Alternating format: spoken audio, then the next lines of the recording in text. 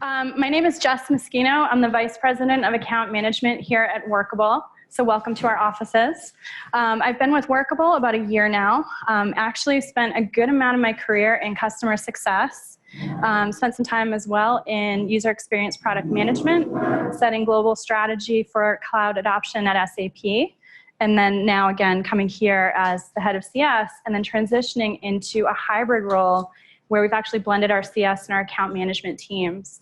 So this topic is very near and dear to me because if you think about it, I'm trying to consider, an interesting profile in terms of candidates that I'm looking for and again, retaining as well. So I'm very interested to hear the discussion tonight and encourage everybody to be, as active, ask questions.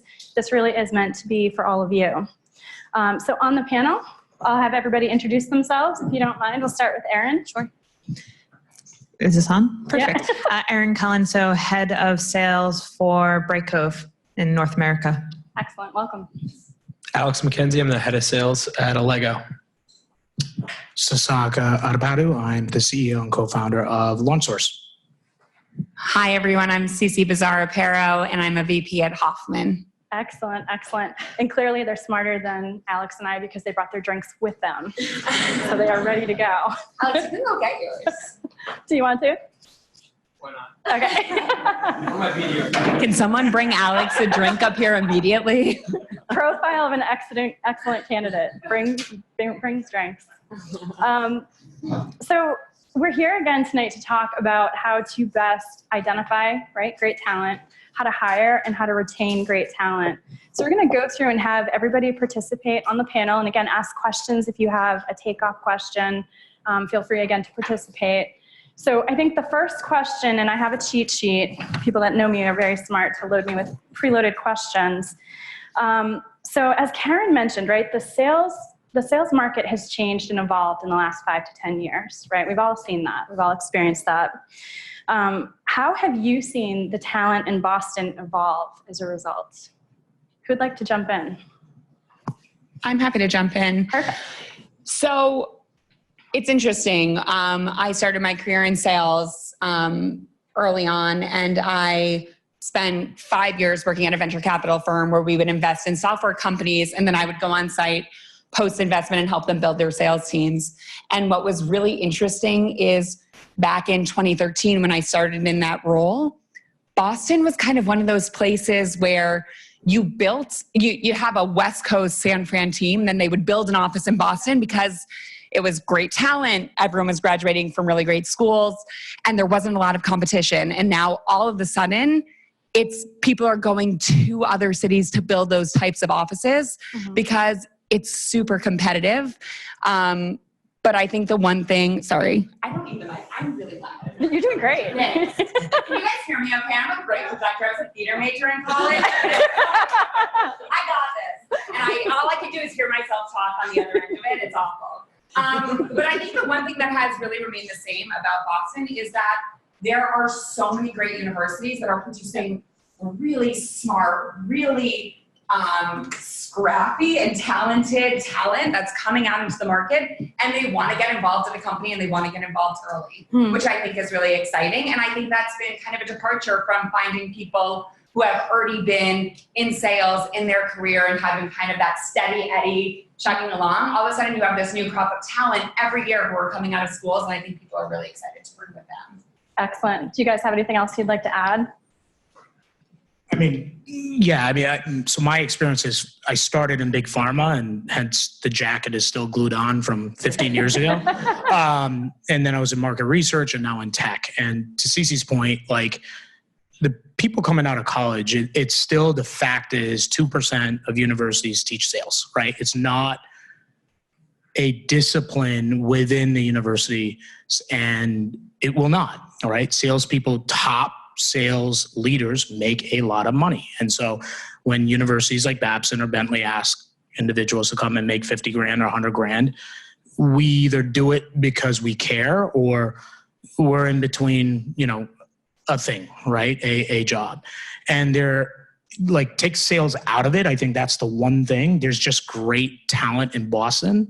Mm-hmm. If you equip them with the right leaders, the right tools, it's amazing. And, you know, we have data on that and we've seen it, and it's pretty cool to see. Excellent. Oh, actually. So I've been in sales. I got my first sales job in 2008, 2 weeks before the market crashed. And so at that point in time, everyone was going for, you know, law degrees or communications degrees and looking for PR jobs. That was the hot thing back in 2008. What happened from there until now is that a lot of people started to realize you can actually have a pretty safe job in sales. And so you see a lot of more entry-level people wanting to get into sales than before. And so it's how do you tap into that and offer like a clear progression? And so that's been my focus. How do you actually get people? But more people are interested in sales jobs now than they were before. It's a good segue too to the next question, right? So what do you struggle with when you're trying to build this great, solid sales team, right? What are the top issues? Yeah, I would say finding talent is very difficult. In grooming and nurturing talent, don't want to like play the millennial card, but there's definitely a lot of people that I've hired in the last 5 years that weren't taught to problem solve on their own. They've been handed a lot of different scenarios from their parents, from their schools, whatever it may be. So teaching them problem solving skills is something that I've been focused on for the last 5 years. So my answer is a little bit different. I think one is unconscious bias, right? So if you think about today's world, for a lot of you that are recruiters and you're battling with your VPs of sales that are saying, I need that hungry, gritty hockey guy or athlete. Guess what? We've trained in place over 450 BDRs and SDRs. And I can tell you from data, they're women with liberal arts and econ majors, right? That those VPs were like, oh, I didn't know that they would be good. Oh yeah, really? And it's just ridiculous. So like now we have data. So it's a tough job for HR versus VPs. I mean, I face it literally every day. And I think getting out of the mindset of one, thinking the old stereotype. I was trained as a old school outside salesperson. I had to pitch, I had to present, I was recorded. That does not always translate well, as somebody said here, to inside sales. That's number one. Number two, when you bring in a entry-level early career person and you try to scare them and say things like you have to be an AE or you're not here, that's not motivating. It's not motivating, right? So sales organizations, modern sales organizations, are built up of different functions, right? Such as account management, customer success, account executives, and so forth. Not every early career salesperson is going to be the best manager. Not every BDR is going to be the best AE. So the hardest thing in building a great sales organization is recognizing the foundation is actually the bench for different functions within the organization, in my opinion. A lot of people nodding their heads, right, in agreement with that comment. Excellent. All right, so let's get into how we find talent, right? So we talked about some of the challenges, we talked about the market. So Alex, I'll go to you. When you're sourcing talent, right, LinkedIn doesn't always cut it. So what channels are you utilizing to find the best talent? Where do you go? Yeah, so we work with an outside recruiter. We're about 100 employees out in Needham, which presents a lot of recruiting challenges for sure. So working with an outside recruiter has definitely been helpful to expand our networks. But if you're a sales leader and you're not constantly building your own network and meeting up with people and spending time with them so that they can help you down the road, you're doing yourself a real injustice. I got a great bit of insight from one of my mentors back in 2011. He said, you should spend 1 hour a month with someone who can help you and an hour with somebody who can't. And what I've realized is there's nobody that can help you, because 3 years down the road, you're going to be in a hiring position. And that person who was a BDR who needed your advice and your help and an introduction is now going to be loyal to you and come work for you later. So it's one of the things that I've really spent a lot of my time just focused on building my network. Very cool. And I have it on good authority. We've got a bunch of recruiters in the room. So how do you work best with your recruiter, right? What kind of a relationship do you have, and what do you attribute to that? Yeah, so constant communication is really important, and then having a defined system, process, and ideal candidate profile, and that's going to change over time, especially in a startup. The person you hired 3 years ago probably isn't the right fit for what you're looking for the future of your organization. So having that constant communication and feedback loop is huge. We are a happy, workable customer, so when I say real-time communication, I'm in sales. I don't have time to call my recruiter right after a candidate meeting. I'm often running to a sales call. So using the scorecards and using the comments in the system have really been helpful so that Amy can get the feedback as soon as possible and then have a great client experience, candidate experience rather, because in this really competitive market, if you're not quick, you're going to get scooped up by somebody else. And that's the worst feeling. It's like, I missed this person by 3 days. It's like that, Right. That could have been my great next hire. Excellent. Appreciate the name drop. Thank you very much. I have business cards in my pocket if anyone wants to learn more about Workable and how we can help you hire. So do your sourcing methods change based on the seniority of the sales role? This could probably be argued, but I don't think so. I think networking and referrals is huge. It's just a different type of networking referrals. I've had a really good track record of finding past AEs and finding their siblings, their cousins, friends of family. Like that is the best person to hire because they're getting referred in by somebody that they trust and they don't want to let them down. So if you can get those people to join your organization, they're going to feel that chip on their shoulder that, hey, I need to make that person who made the introduction look good. Right. So for the junior folks, and we use a lot of acronyms at Allego, and the one for junior level sellers is CAP. It is coachability, athlete's mentality. So you don't have to be an athlete, but you can tell in an interview if somebody has that competitive edge. And then the third one as a junior rep is prior success. So it's not results to quota. It's like, what have you accomplished in your life? Did you win a business competition? Did you get straight A's in school? Right? Did you win some type of science conference? What have you done that's actually stood out and made you a bit different? Excellent. Thank you so much. Do you train, No, go for it. Do you train your interview committee about like what the ICP is and how to ask the right questions to get the answers that you want? Yeah, no, absolutely. We spend a lot of time on that. So we're also a Sandler shop, and part of Sandler's recruiting methodology is an acronym called SEARCH. So it's skills, experience, attitude, results, cognitive, and habits. And when you're going through that, I have each one of my hiring managers or even account executives or training people, they'll know to pick 2 that they're good at. So if you're going to focus on skills and experience, you better give me a great idea of what the skills are and what are the experience that they've had at other startups that's going to relate to here. Attitude and results is a very different type of conversation. So you have to be coached and prepared for how to dig those right questions out and get to the meat of what that person's trying to accomplish. And a lot of it is goal setting, right? If they don't have the right habits and they're not, a self-continuous learner, that's not someone that we want to partner with and have join the team. Excellent. Great. Thank you so much. Appreciate it. Sasanka, we'll move on to you.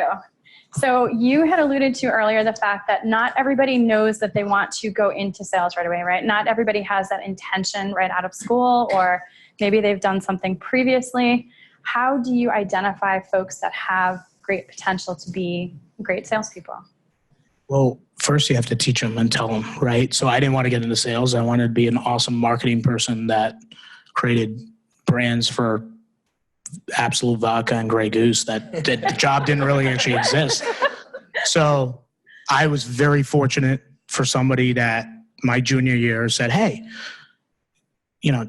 there's this great internship at GSK, GlaxoSmithKline. I was like, who's GSK?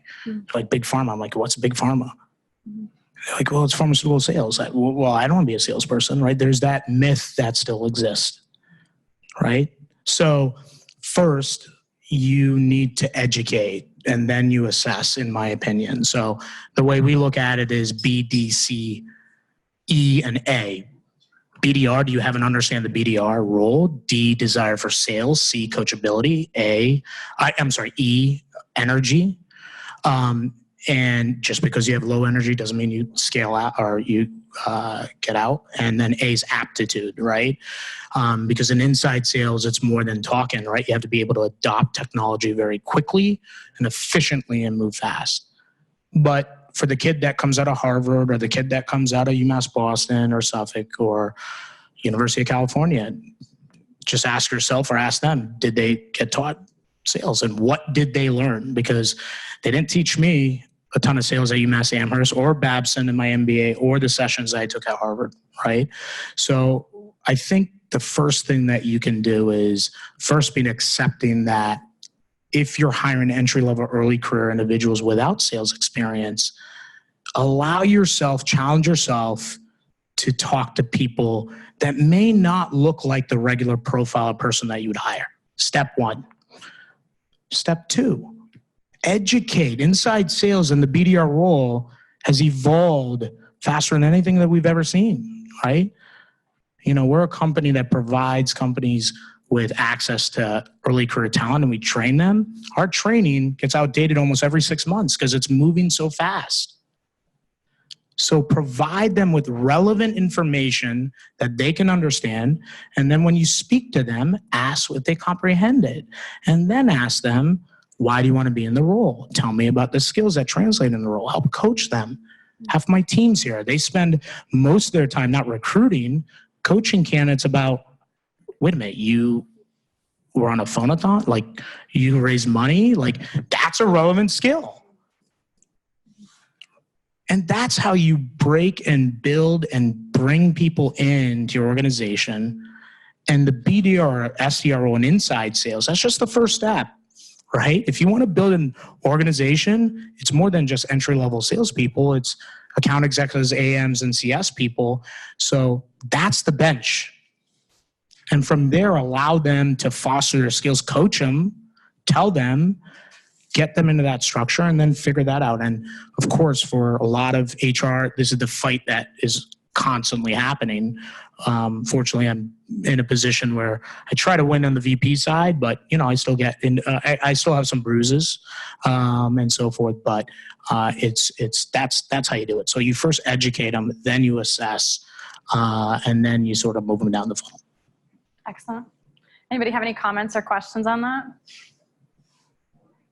Awesome. Okay. So Cece, we'll move on to you. I've got a few questions for you. I'll hold it, but I'm not going to use it. I feel like it's a talking stick right now. We just pass it down the line. Yes. Yeah. All right. So identifying the skills that it takes to be successful, right, in a sales role is critical. Yeah. Right? So how do you identify and develop that within your sales organization?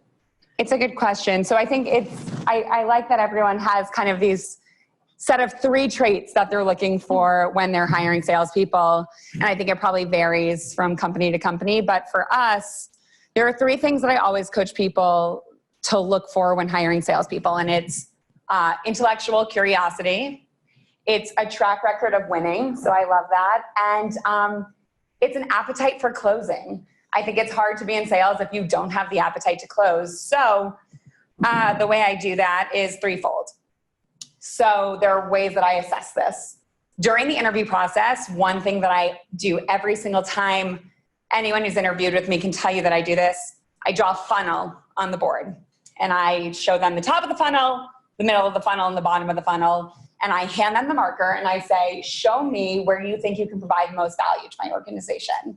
Not what's your favorite part? Because everyone's favorite part is that middle of the funnel where you get to build relationships and it's easy. But I say, show me where you can add the most value. And if they show it to me at the top of the funnel or the bottom of the funnel, meaning they love to pick up the phone and cold call, or they love to close deals, I know that that's someone I want to have in my organization. Anyone who points to the middle of the funnel, hate to say it, sorry if you've interviewed with me, but like you're not making it. Because it's easy to build relationships, but it's not really where I need that talent on my team. So that's one piece of it. I also believe in giving people the questions that you're going to ask them before you interview them. Mm-hmm. So there's nothing, I mean, sure, there's elements of sales where you have to think on your feet, but tell me the last call that you went to where it was like a sales call that was scheduled where you did no prep work. Like, it doesn't happen. So I like to give people the questions that I'm going to ask them before it happens. So I always say, hey, during the interview, I am going to ask you to pitch a book to me and talk about like genuine or like intellectual curiosity. If you haven't read a book, I always say, like, if you haven't read a book, read it the night before. You have 4 days. But pick a book that you recently read that you are going to pitch to me and tell me why I should read it. And what's so interesting in that question is you see the prep work that they do. Because if you're going to pitch a book to me about athletics, like, you've got the wrong audience. There's not one athletic bone in my body. There's nothing on my LinkedIn that'll indicate that. But if you talk to me about theater, or you talk to me about being on a police force and a book that like deals with one of those things, I know you've done your research. So those are two of the key ways that I start to assess people for those traits that I'm looking for. I like that. How do you measure for intellectual curiosity? Because we have an exercise going on right now with people trying to get promoted in the organization. Yeah, I think it's a good question. I think the book question that I ask is really revealing. It was actually an interview question that I got asked at a college interview, and I told them like this ridiculous. I told them like a child picture book. It was awful, but I didn't get into the school, so it's really stuck with me. But I think it's really revealing in terms of what they pick. I think another thing when it comes to intellectual curiosity is, are they asking me questions because they think it's questions that they just got to check off the list on their like how to interview in college that you get. Or are they asking me questions because they genuinely want to know the answer to them and they think it's going to help them in terms of how they're going to be successful in the role? I think that's huge. I always ask, what are 3 startups you think I should know about? I love that. Yeah. And then that shows, like, not to be for personal or professional, but what are some things that they're thinking about that they want to look at? Yeah. That's so smart. Does it differ if you're interviewing for a junior or senior position, or is it the same approach each time? And what are your expectations of those groups? For me, it's the same approach each time. I don't think that there's a huge difference. But when I'm looking at the track record of winning, and I look for that because I have this firm belief that people at the end of the day want to work with winners, not losers. So if you have had this feeling of winning at some point in your life, you know what it feels like and you want to repeat it. I think where it differs is when you're hiring for a more senior role, you're looking at their track record of success in sales. So you're looking at their achievement to quota, and you want them to talk specifically about the numbers. All of the A players I've ever worked with can tell you their numbers for the last like 4 years. They can rattle it off and tell you what percentage of quota they were and when they hit it and when they hit their accelerators, et cetera. But when you're hiring for younger people, you still want to look for that track record of winning, but it's going to be in areas that aren't necessarily part of sales. So sure, athletics, it's always a good place to start, but I like people who have been in theater, or maybe have like scored a role in school government, or have some type of success record that they can point to and like moment in time where they're like, I won that, and they want to repeat that again. Excellent. Great.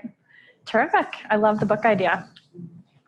Very good. All right. So we've talked quite a bit about what it is that we want in our approach and our expectations, but I'm curious, and Erin, I'll throw it over to you.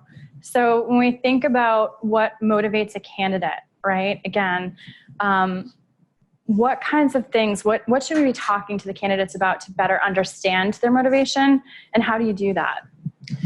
Yeah, so my like whole thing on whether someone's coming in or trying to grow from inside the organization to a higher role or a different role is really understanding what do they want to do and where do they want to develop as a human, right? Like, we're all here to try to do a good job, whatever it is that we want to do. And so for me, I really want to make sure that they can trust me.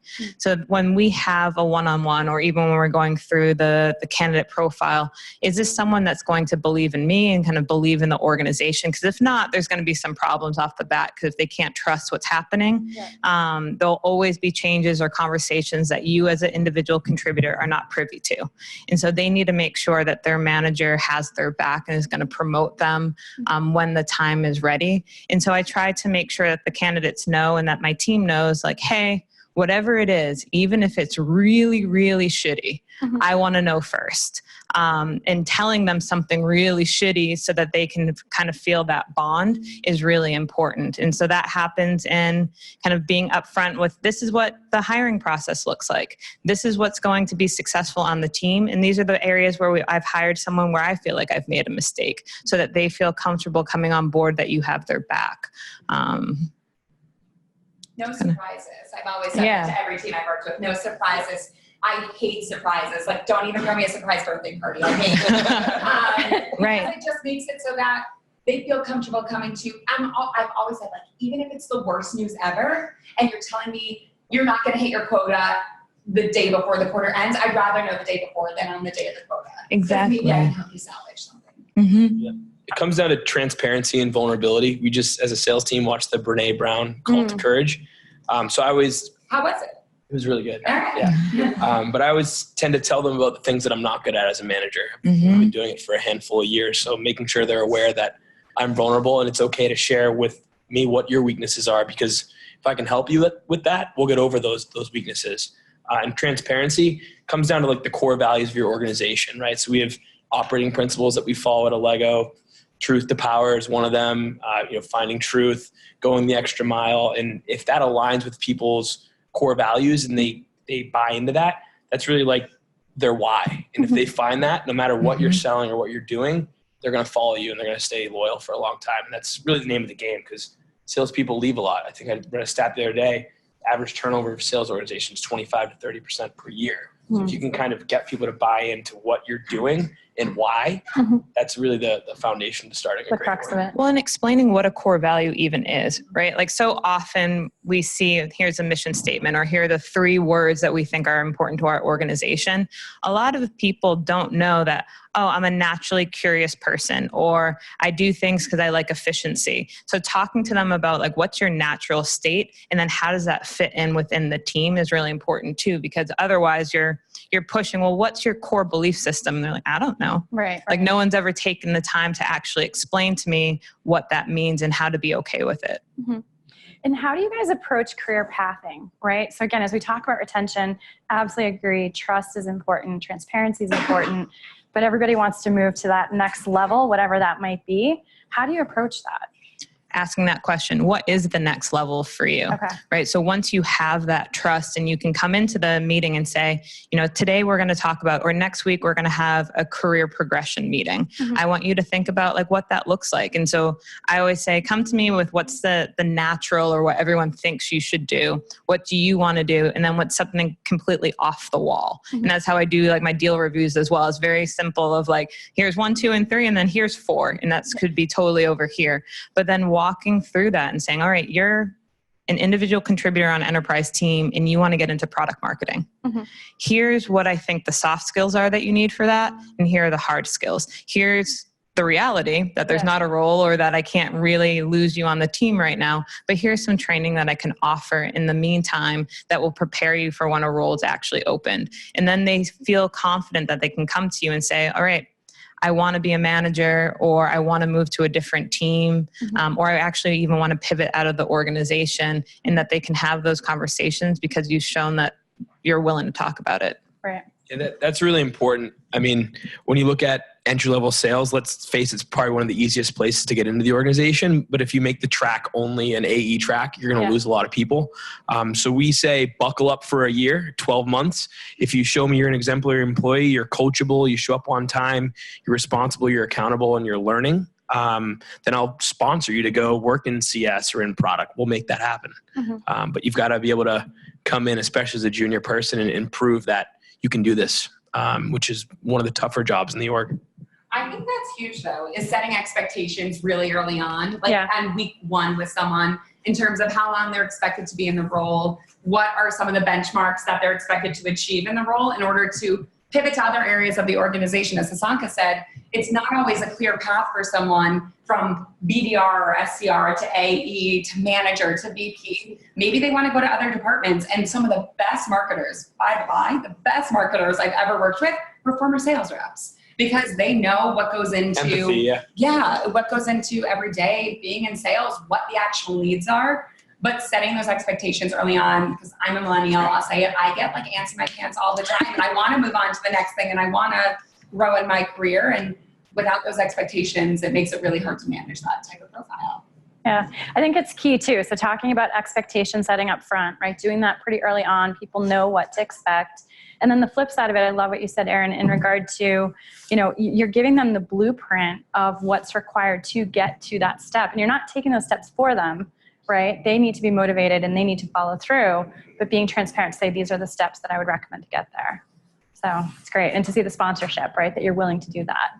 I think for top talent, it's most important to know that the organization is going to offer them kind of behavioral training and soft skills training, because anyone who's a great sales rep, if you find the right product, you can sell it. And if you're happy within the organization, but you want to stay there, one, to be part of a winning team, right? It's really hard to leave a team that's hitting their numbers.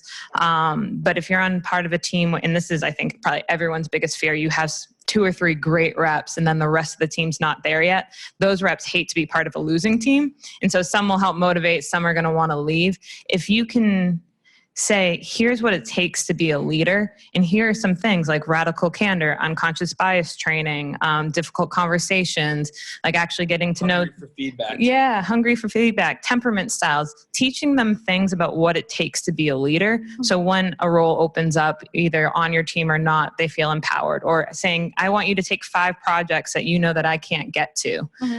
Take those and run with them, and I believe in you. Yeah. Like, top talent wants that responsibility. And so being able to give that to them is really important.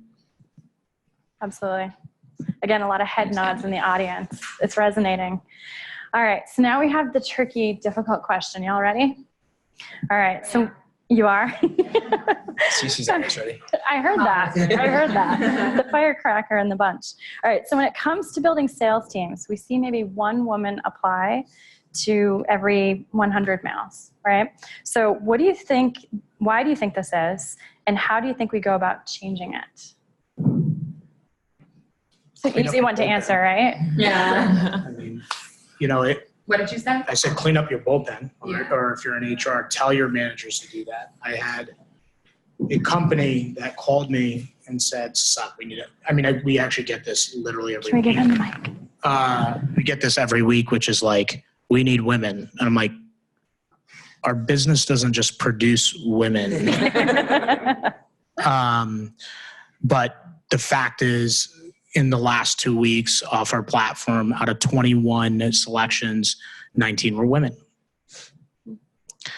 1, treat them slightly differently, right? The questions that you have that are coded, they may not resonate, and they tell us that, right?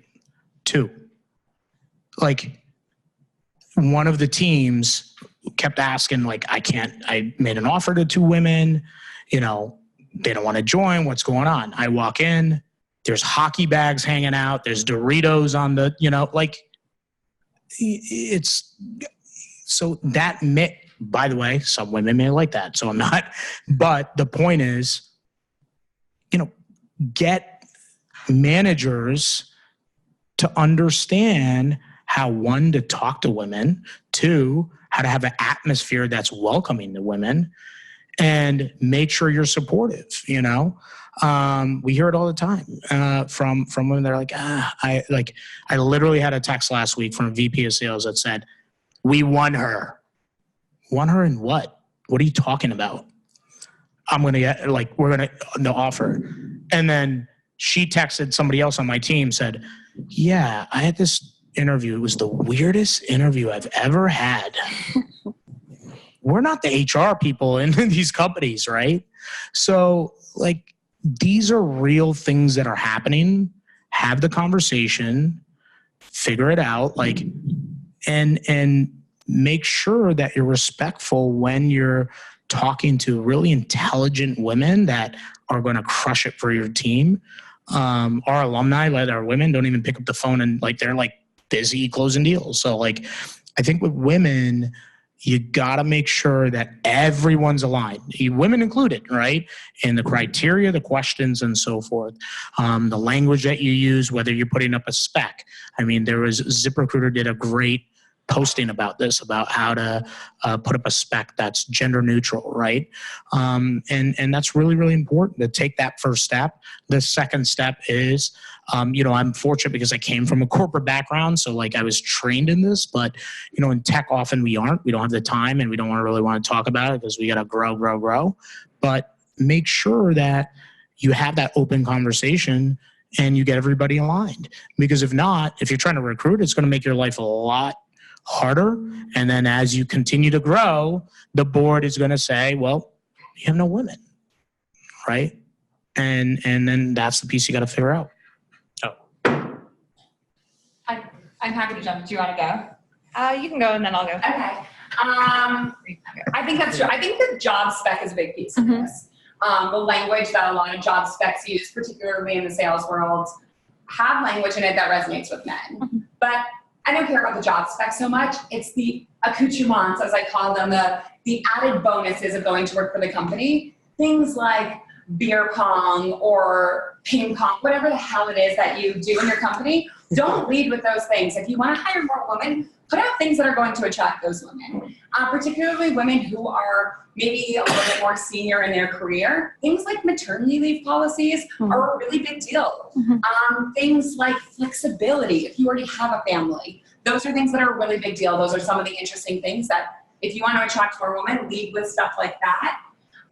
But I think another really big piece of the puzzle is having women involved in the interview process on behalf of your company. 100%. If you have a very heavy male exec team, or even just your managers and directors, a lot of them are guys, make sure, one, that you're hiring more female managers, but two, find out who the other female executives are within your organization. Maybe they're not on the sales team, but maybe they're in other departments, and have them be part of the sales interview process so that someone can see themselves in a year from now, 5 years from now, 10 years from now, and what it looks like to be a woman at that company. I think that's huge. Recruit them. Yeah. Like, honestly, reach out to them. I mean, you see it time and time again, right? You put a posting up on your website, 90% of your applicants are going to be male. There's a reason for that. So reach out to them. Ask your hiring manager to reach out to them. Ask other females if you want to have that focus. I don't think it has to be a female necessarily to reach out on LinkedIn, but they want someone to reach out to them because half the time, one, we're not even looking. But referrals mean a lot. You know, every job besides my first one, I've been recruited either from a customer or from a peer that I've worked with, and that means something. And women want to have that connection with organizations, and I don't think it's hard, right? But it's something that we have to be mindful of. If we're going to try to even out the applicant pool, we have to actively do that, and it's our action. So take some time, and this is something that, you know, Carrie's here from Brightcove. She constantly tells me, like, hey, go on LinkedIn, reach out to people. Don't forget that, like, they want to actually talk to you. Yeah. And I think that's really important for one, trying to even out the applicant pool and how to actually start a conversation with more females. There's actually some really interesting statistic. I'm forgetting what it is, and I'm totally going to butcher it. But men are like 2 or 3, maybe 4x more likely to apply for a role if they don't have the qualifications for it than a woman is. And so to your point, if you want to get more women in the role, you're going to have to go out and actively pursue them, as opposed to letting them come to you through the application process, because women are more likely to DQ themselves if they see something in a job spec that doesn't align with what they've been doing. Right. Absolutely. Yeah. You kind of, I don't know how you do if you don't have women in your organization to start, because I don't know what you do, but at our organization, our top 3 sales reps last year were women. So we tout that. We bring it out in the interview process. We bring it up. We tell stories. George, my CRO, has 3 daughters. Like, we work every angle we can to tell stories about how we support women. And then, to your point, getting them involved with those people that are being successful in those roles and talking about how we're a women-friendly workplace. It's really important. And not just women, I mean, all sorts of diverse candidates, because if you walk in, you've got a bullpen of white dudes in hockey bags, like, no woman or diverse candidate's going to feel good in there. So you've really got to mix it up and focus on it. It's not just diverse from a, race, religion type of thing. It's, do you have former police officers that left organizations to come and try something different, right? Having those diverse stories make people feel more in fit, right? If it's just the same kid that went to BC on your SDR team, it's just not going to work out for finding the people you want. Right. So it's awesome. So we've heard recommendations in regard to the job spec itself, right? How we're sourcing, thinking about when you actually get folks in the door, what that experience looks like and feels like. And then again, I think key, right? Referrals and, making sure that we're recruiting the candidates, male or female, right? The folks that you want, that you're engaging with them directly, that you're reaching out. So all great points. So that ends my canned list of questions, which hopefully you found has taken us from, how we think about, again, we'll use the funnel analogy, right? Capturing all of these great potential candidates, thinking about what that hiring process looks like, thinking then about how we're going to retain them, But you all may have some very specific questions that maybe we didn't get to. So I'd love to take a few minutes and just open it up. If anyone has anything they'd like to ask of the panel, we can run the mic over to you. All right, we'll start with you because you're closest. Least amount of effort. Yeah. So you guys have talked about sort of entry-level sales reps. What about older level or more senior sales reps? And the question of age, when you're looking to hire new people to bring them on board, there certainly, seems to be some difference between somebody who's north of 40 and somebody who's in their 20s or 30s. So I'm just curious to hear your comments.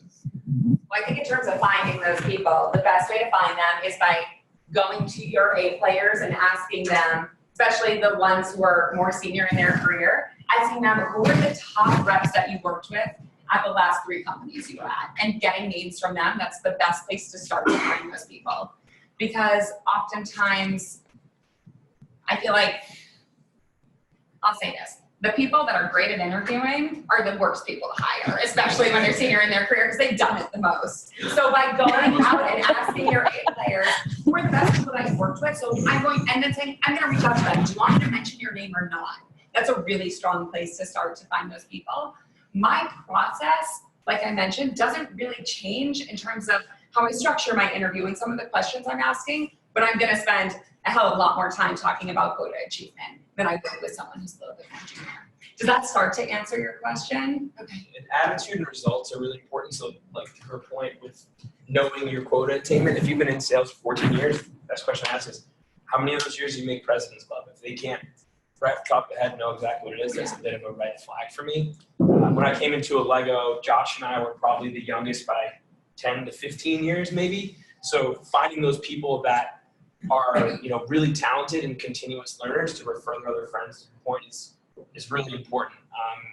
When I look at people that come into the office and they've got 20 years experience, I ask them, tell me, just like you said, everything's changing every 6 months. What have you learned recently from outreach or sales law? Are you on Lightning? Are you one of those people that are going to have to nag to go and do your stuff in your CRM?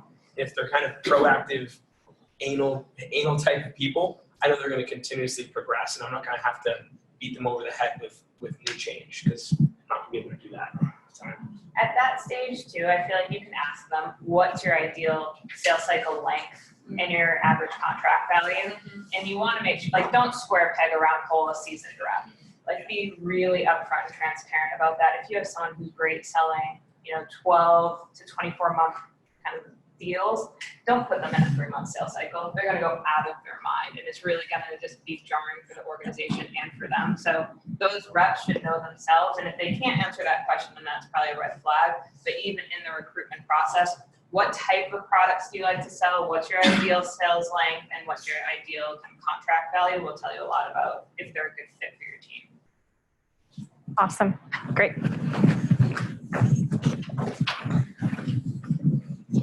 I'm curious, how often are you all doing your own recruiting efforts versus partnering with HR or a third party?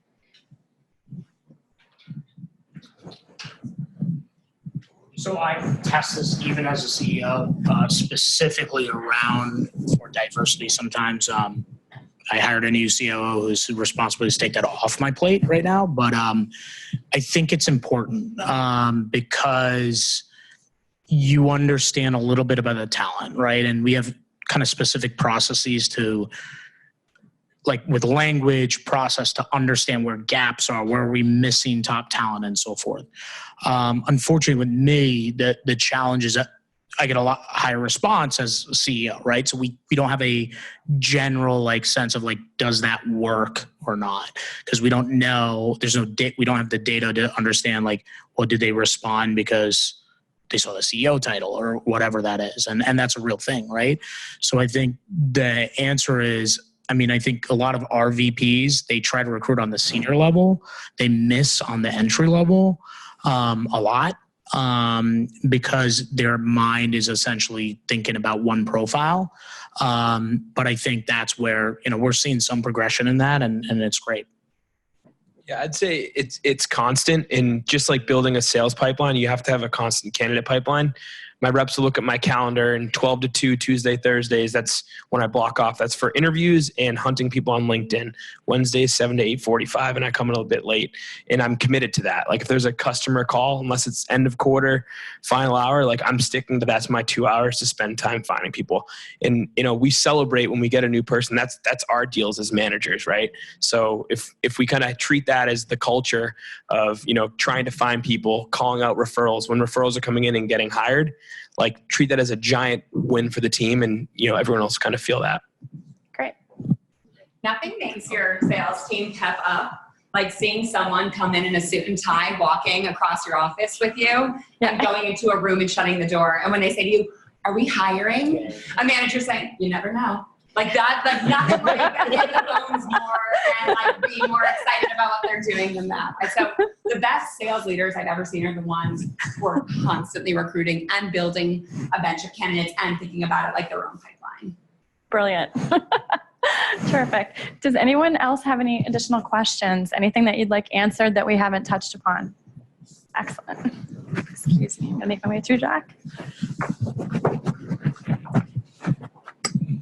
So I hear a lot about how you interview and the questions and the things you do to select candidates, but are you using, for example, assessment tools like, for example, predictive index to better select or deeper select, or, for example, prevent bias in the recruiting process? I can speak for, again, we work with 200 SaaS companies, right, in Boston, New York, and Atlanta. The most common is predictive index. We work with them. They're a great company. We and my account manager just cringed because at the entry level, at least, there are some challenges in utilizing that in a certain way, right? So keep in mind, it's like a clinical trial, data in, data out, right? So there are biases in these tests. You have to recognize it. Doesn't mean they're not valuable. It means you need to utilize them in the right way. So you need to be able to understand, like, whether it's predictive index, strength finders, or Wonderlic or whatever, that managers are well equipped to say, all right, I'm still going to talk to them. I'm going to ask them different questions. And so if they have a strength in some area or can't work in a team, we haven't seen that consistently, which is a problem for us. We were thinking about integrating our platform, and we see it affect in terms of building diverse teams. So that's a challenge, right? My recommendation is I do believe assessments are important in some way, shape, or form. I do think they produce patterns that are important, but at least at our level, when you're doing entry-level early career, that there's not a lot of data. Make sure that everyone is equipped in answering the right questions. Otherwise, you're going to lose a lot of top talent. But beyond that, you're going to find, like, younger people talk, right? And we hear it. So they're just going to say, wow, like, I didn't make this test, but I got this job here and I'm crushing it. And they don't forget because we hear it 3 years later. So be careful because it's going to be your brand, your name. And so make sure everyone's really aligned. Yeah, the assessment doesn't do your job for you as a manager. The point of the assessment, and we follow Sandler, we use Divine, so we make all of our reps go through that. But the point is to be trained on it as a manager to identify things that you missed. And then what you're supposed to do is call that out and see if they're actually self-aware. So one thing that we do, if I could do one thing, I got 1 hour to spend with a candidate, what I would do is put them through a role play. I would send them an email of a video of what is it that Allego does. I'd give them a LinkedIn profile of a fake customer. I'd get them on a call and I'd say, go through a discovery call with me. How well are they going to set the upfront contract? Is the agenda going to be strong? Are they going to ask good questions? They do research on that person. Can they get into the life of the role play? And then what they really hate, but what really shows their colors is, you ask them to go again and you give them a bit of feedback and you say, you know what? I really liked how you did this, but I really would have liked if you articulated Allego's value prop in this way. And you go, could you go again for me? And the person that goes and utilizes that stuff and doesn't feel flustered and actually improves in the second try, that's all I need to know. assessment aside, I don't care. I'll tell my boss, we don't need that assessment to make the decision. This person's ready to be here. I asked Alex if he trains his interview team, right? And I think that that's such an important thing, and it can get you around using like PI for the interview process. If your reps or your interview committee is trained on how to do a behavioral interview, they can ascertain a lot of the information that you would get from an assessment program. And it's really, one, it's great for the panel or however you're interviewing. It's great for those people to have exposure to that. But the feedback that you get from them will be very similar without putting someone on a spot of doing an assessment and leveraging, like I've used assessments for current staff. So from a retention or a career progression perspective, I used a great company that I liked that's called Type Coach that actually kind of has you based on your temperament style, like where you fit within the team, how you like to have interaction in a team meeting, how you like to receive information, and then how does that translate to sales and the prospects that you're talking to. So I think for current teams, assessments are good, but for net new people, just get your interview panel really smart on how to do a behavioral interview. And like Cece doesn't like surprises, neither do entry-level candidates, right? So like, I mean, we get a lot of like, send this just before they walk in. And it's like, okay. And then they just tell us, right? And so they don't like surprises. They don't know what they're getting into. They don't know how to utilize it. And it makes them uncomfortable. So now you've already got to step in, right?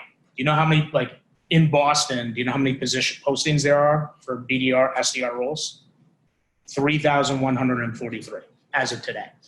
So like, if you want to win the best talent and you continue to put barriers and your team's not aligned, it's fine, right? Because you won't be able to win them. They're just going to get annoyed. So make sure the expectation's set. I think that's great what he does, which is assesses coachability, shows them, but he's, again, educating, then assessing. Great. Terrific. Any additional questions from the audience?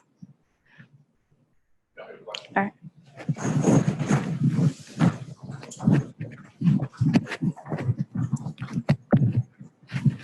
So my question comes around kind of the type of company you are and how you hire for salespeople based on your size. So how many folks in the room have less than 100 salespeople on their team? If you just raise your hand. So it looks like more than half. So we struggle, and I'll say that outright, with finding people who can create a sale as opposed to make a sale, right? So everyone knows who HubSpot is, right? So you're making that sale versus no one knows what your space is. How do you find candidates that can really, I'd like to know, what do you ask to find both? So, I mean, we're early stage right now. Sales is here. It starts again with the leaders, and like one of the things that keeps me up at night, besides each function that I don't know and I'm figuring out, like, is am I having those honest, transparent conversations with the people on my team, right? And leaders, whether they're founders or VPs, like need to grade themselves, right? And every week I'm sort of like, am I a C or D? Because you've got to celebrate the wins versus like HubSpot. Like I was just in HubSpot all morning and they're like, oh, we have so many deals that we're just crushing. I'm like, good for you, dude. Like, you know, he runs the global BDR team. Awesome, right? I can't figure out like my conversion rate to this. I've got this weird contract. And he's like, oh man, right? So how do you find people, right? Those are people that have grit, people that want to solve problems, be part of a journey, not part of the path, right? And that's fine. There's nothing wrong with that. But if you look at the people on my team, a couple of them have been on a path. They've been in companies that we've worked with. You've got younger people that are co-ops or interns, and like every win counts, right? Whether it's an appointment or so forth. And you got to get that culture in depending on the stage. Now, next year, you know, if we're still like celebrating like, oh, that, you know, that conversation, we're not making sales, like we die. So like, it's a different conversation, but get everybody aligned. I think, well, go ahead. You were going to take that. So go ahead, jump in. I think it's really understanding, you know, back to what Cece you were talking about earlier, intellectual curiosity. Like that's the most important thing when you have to make something happen. And that could be, you could have a name brand, but if you're not a must-have product, you're always going to have that kind of problem in the marketplace anyways, trying to make a sale happen. But being honest with the reps too. And so prior to Brightcove, I was at a company called Demand Base, and I was their first East Coast employee. And they were like, nobody knows us on the East Coast. So we're not expecting you to hit your number the first year, but here's your quota. Yeah, here it is. See what you can do. But knowing that the organization believes in you and says, all right, we understand that this patch is new, or we're second to market. And so there's a little bit of understanding about what we do, but not a total. So we're expecting your first 6 months, you're going to be evangelizing, you're going to be storytelling. We just want you to plant a lot of seeds, and then that's going to come back. But we understand when you're in that space, it's really important to let the reps know that you have their back and that you understand the uphill battle. And then some are going to say, yes, I'm in on that. And then others are going to self-select out, because that's a big challenge, because the financial incentive isn't necessarily there right away. Yeah, you've got to be transparent with them to let them know where the deals are coming from. Just, hey, you worked at Oracle. How many deals were farmed from your marketing team or were a current customer that were just upgrading or spending more, expanding with you? Okay, 80%. That's the exact opposite of what we've got here. So that's part of it. So you've had to have created a sale before. My other bit of advice is build a farm system. Like, the people that you bring in from your BDR organization, they don't know any better. So you can teach them how to use outreach and go outbound. By the time they're ready to be a rep, I'd be surprised if some of my BDRs don't go toe to toe with my top AEs next year. And I think that's normal, and that's great, and that's really healthy for the business. That funnel question I showed earlier, or talked about earlier, steal it. And then if they point to the top, I love prospecting, then that's the right person for you. But if they're pointing towards the middle or the bottom of the funnel, then maybe that's someone who was at Oracle and had a lot of deals handed over them. People are going to select what they're most comfortable with. So if they love that top of the funnel, then that's great. And you just need to be self-aware enough to know, what does our sales org need right now? Do we need more closers, or do we need more people who are going to come in? And even though we have a BDR team, they're going to still go outbound, and they're going to figure out how to get more opportunities into their funnel. I also say, don't worry about sourcing from your competitors. You can teach industry, but you can't teach sales skills. So, and be self-aware enough to know that you don't want to go to Oracle or Salesforce or HubSpot to find those people. Go to companies of like size of yours, because those are the types of people that are going to be the most successful. Great. Did we have another question? In the back, the gentleman in the back. Shirt. Yes. Thank you. Oh. Were you a theater major too? I am not actually.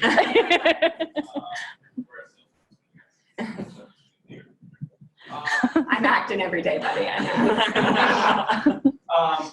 I think a common trait amongst A players in all BDR roles is the ability to listen, right? Identify what the client's needs really are, and then being able to kind of turn that around and guide them to the solution. They hit the inflection point, and they're too close, right? How do you assess the ability to listen on an interview? Are there any tricks of the trade? I have one. Sorry. I have one.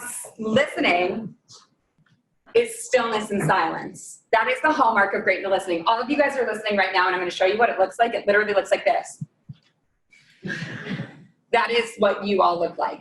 When I have someone who's a bobblehead in an interview and doing the oh yeah, oh I see, that makes total sense. Yep, okay. I start to disqualify that person because I know that they're not capable of listening. And if you're not listening to me, who's potentially going to be your manager in the interview, how are you going to listen to a client over the phone when you can't even see them? So that stillness and silence, that's something I'm definitely looking for, particularly when I'm interviewing in person. Cutting them off and seeing if they get frazzled by that. Because one, a huge thing for me is agility or nimbleness. And so you spend a week preparing for this demo that you're going to give to a client. They get on the phone, they want to go in another direction. Not a great rep is going to get completely rattled and pissed off on that. So in the interview process, you just interrupt them or say got it, can we move over here? And you can tell immediately how they're reacting to that. And that's telling you, one, can they be a good listener and actually adapt with you, which is more important than just being a good listener on its own. And then asking them to, I do want you to follow up with me from today. I'd like you to call out what you thought was the most meaningful part of our conversation. And so they hopefully paid attention and say that at the end, I like right? that. So that's great. At the end of the interview, if they can give you something specific back that was showing that they were listening. Yeah, teach them new information and get them to rehearse it to you. If they can't, acquire enough new information to keep up. Yeah, I always give them something to like one tip, like they can improve and say, hey, email me if you'd like. I may not get that email right away, slammed or LinkedIn, whatever, they email right away, right? Like, and they ask you that question. I was surprised that a lot of people don't, right? Or they'll email you and say thank you. Like their canned thank you email. So then you'll know, right? And we always stress like the importance of thank you, but like you kind of insert various things within the interview, and then if they're asked, it's almost mimicking, right? Like the person that they're interviewing, if they're asking questions and you're like engaged, like you know they're listening because they're keeping you engaged through that process. So it's a little bit of like going back and forth. You know, that's kind of, you'll listen for that or check for that. I can listen. Great. Excellent. Any last questions? No. Okay. I would love to. Cece wanted to do a skit for us. I know. Dun, dun, dun. I was ready for it. I'd like to thank. Do you have any questions, Rachel? Yeah. I'm sorry. Follow up.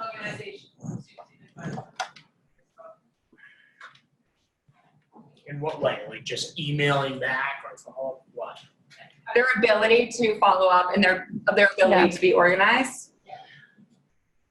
It's so funny. I just did an interview the other day and I had never seen this before, but I absolutely loved it. The woman came, we had 2 phone screens. She had one with me, one with our founder and CEO, and it was our first in person.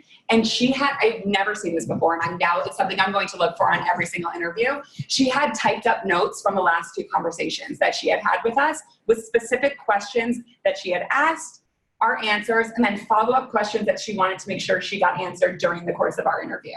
And I was like, you're hired. Like, she was incredible. But that is something that I never really assessed for, but now it's something that I'm going to be looking for all the time.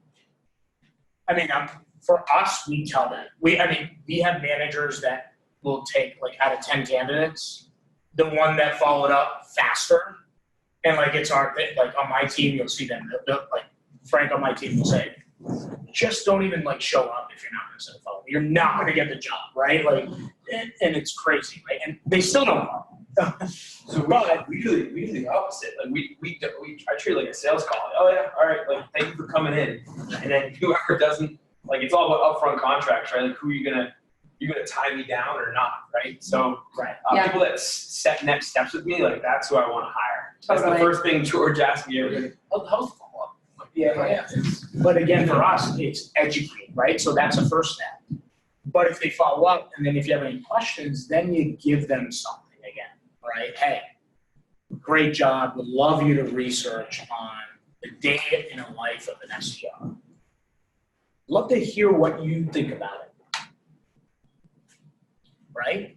Now, for us, we set parameters, right? Within 12 hours, if you don't respond, you're disqualified, right? Like all those type of things. So like, it's tough for us because they're coming out of school, you know, God knows what they've been taught or whatever. And like, we wouldn't even have business if they didn't follow. So we're teaching them those mechanics. So we have to tell them that, but then to assess that beyond that, I think it's important. And they miss some, you know, even our candidates with VPs and so forth. It's a big challenge. And having the expectation for the role as well. Yes. So I hire kind of the full spectrum. For an SDR or BDR, it can be short and sweet, and I expect it immediately, just based on the fact that they're prospecting, so they've got to be pretty tight on the timeline. But I'm not expecting super meaningful. Like that for me would blow me out of the water. Whereas a rep or a manager candidate, I expect it to be thorough and reflective of our conversation. And if it's not that, and it's just thanks for taking the time for meeting me today, that makes me really question whether they would be able to follow up with something useful for their clients. Great. Excellent. I want to take this moment and just thank everybody on our panel for your contribution. Great discussion. Again, we'll be floating around the room. If anybody has any specific questions for any of the individuals, please reach out. And again, thank you so much for coming to our offices tonight. Hope you've gotten something terrific out of the session. I know I have. So thank you again. Thank you. Thanks, guys.